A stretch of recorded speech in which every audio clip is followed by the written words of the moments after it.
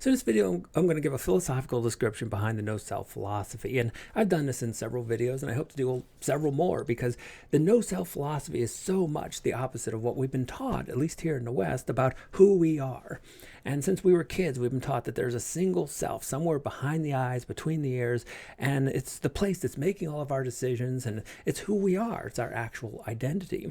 And this comes from Rene Descartes. And so he had a huge influence on the way we think, at least here in the West. And he believed that there's some place where it all comes together in the brain. And neuroscience has shown that this absolutely is not the way the brain works. There's no place where it all comes together. In fact, I'll give you a real simple example here. So you might say, well, okay, that's a spoon. You know what this is. And you also know where it is. So you could point to it even on your screen. But what they've shown in neuroscience is when we identify an object, that's with the temporal lobe. And when we know where the object is in space, that's the parietal lobe. And there's no place where what something is and where something is comes together and forms some kind of unification. And so it only seems like you know what something is and where it is at the same time. Actually, these are different streams in terms of the brain, and they never hook up into some kind of little me up in the skull.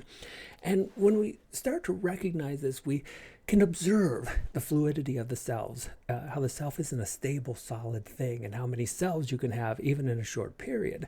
And you can become more the observer. And the observer of the self, this is where it gets kind of interesting. The observer of the self isn't the self. It can be. I mean, there's lots of little trickery in all this. But when you really become the simple awareness, there's no identity with awareness. There's no identity with consciousness. That's why we've had such a difficult time defining what consciousness is. So again, language makes it difficult for us to talk about this, but instead of saying there is no self, for some of us it might be easier to say there's no serious self, or maybe there's no solid, stable, continuous noun-like self, because that's what the philosophy is really about. It's not that selves don't emerge, it's just that these selves are more like songs that are being sung. They come online, they sing their tune, and then some other song comes online and sings its tune.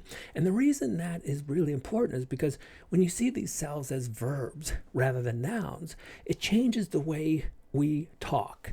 And so one of the consequences of believing that there's a single self is that someone may say something like, I am depressed. That's a really powerful statement. The brain will believe.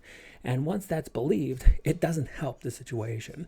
So rather than saying, I am depressed, you recognize that there's simply depression in the skull. And some other song may come up soon, and that can change everything.